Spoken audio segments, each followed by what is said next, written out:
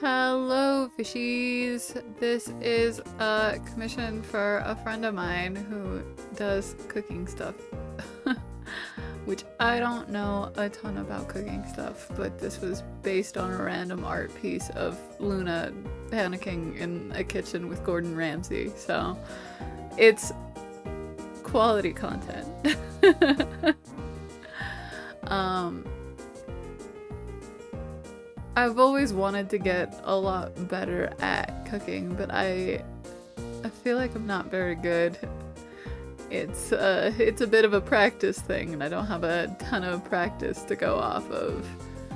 That and my inner voices tell me that everything I cook is going to be terrible because I messed up once when I was 9. If you know, you know.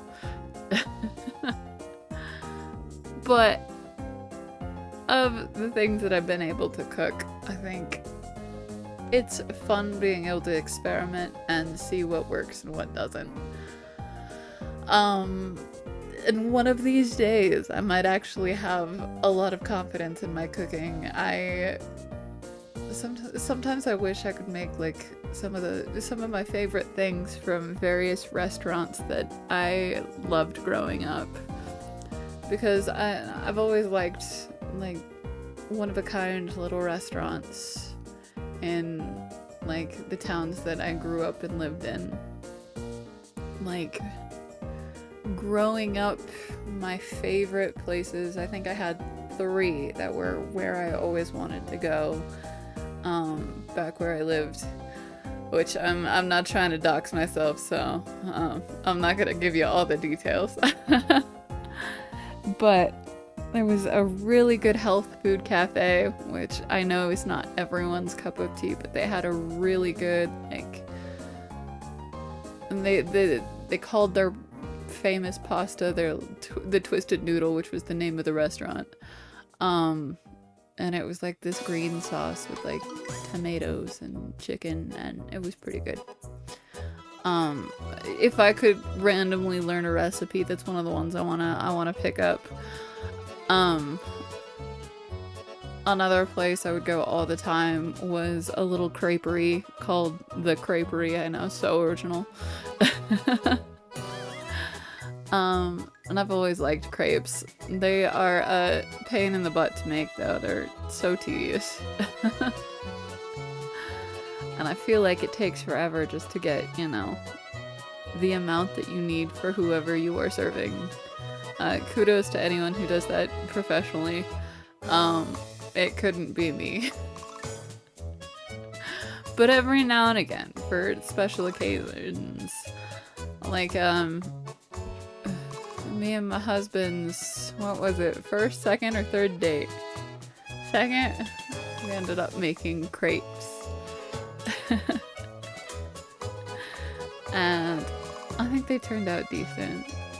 They weren't great and nothing to write about home, but it was fun kind of showing him what little I did know, and I'd still like to take him to some crazy restaurants, but he likes Italian food and basic things.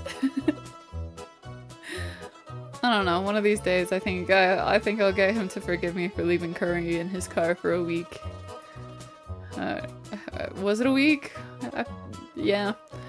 I mean, to be fair, we lived very far away, and it's his fault for not realizing that there was still curry in his front seat. I still don't know what goes in curry. If anyone has a good recipe, they should leave it here. I'm curious. One of these days, I will go throw that on the list of things that I want to figure out how to make that I really enjoy. I have a friend of mine who I worked with for a brief time who was going to show me how to make Brazilian cheese bread, which is another thing on my list of things I really want to make. And the idea of making it means you could throw so much other things in it. Like, I feel like jalapeno cheddar cheese bread would be really good. But bread in general is good. I love bread too much. We worked at a couple of bakeries where I had bread far too often. One was like a sandwich-ish cafe sort of bakery, so I got free sandwiches with every shift that I worked. But they also had some amazing French toast with like the cinnamon bread. I never got to make the cinnamon bread, but I remember how much of a mess it was. It looked like it was absolutely atrocious to make. But man, did it taste good.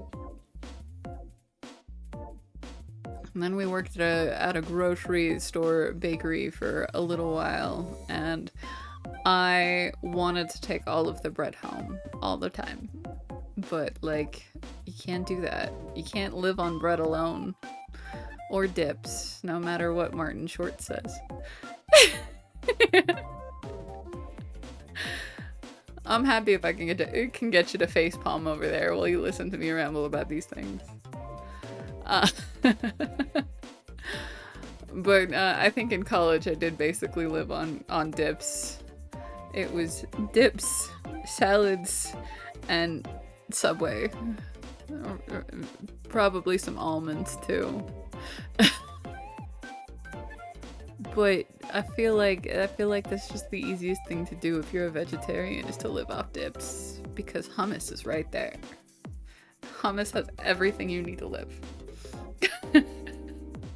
Don't fact check me on that, okay?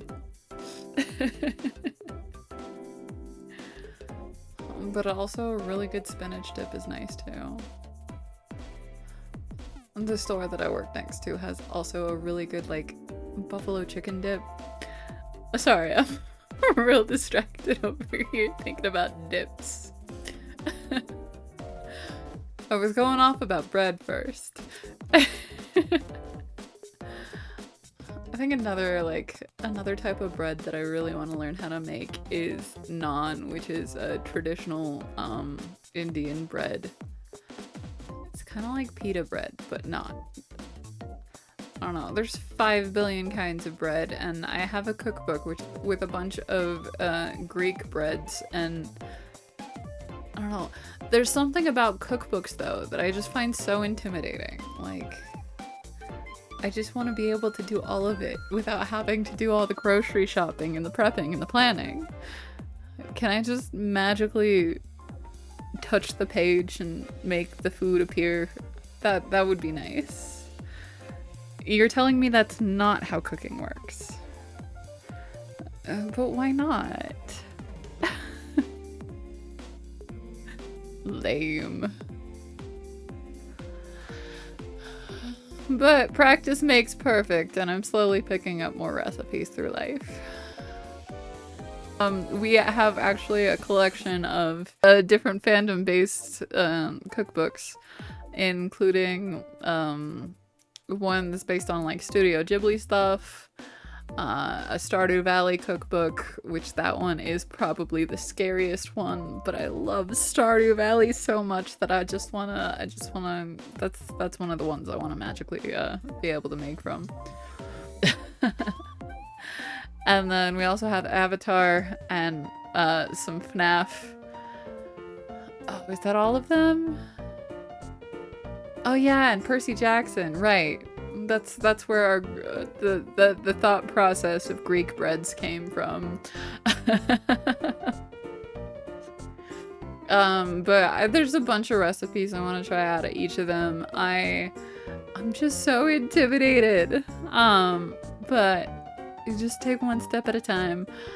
Probably the easiest out of them is probably the Percy Jackson one. And the most intimidating is probably the Stardew Valley, because there's just like, it's a lot of ingredients. But yeah, I'm gonna try out a couple of these recipes. I hope you guys enjoyed watching this commission, and thanks for watching. We'll see you in the next one. Bye!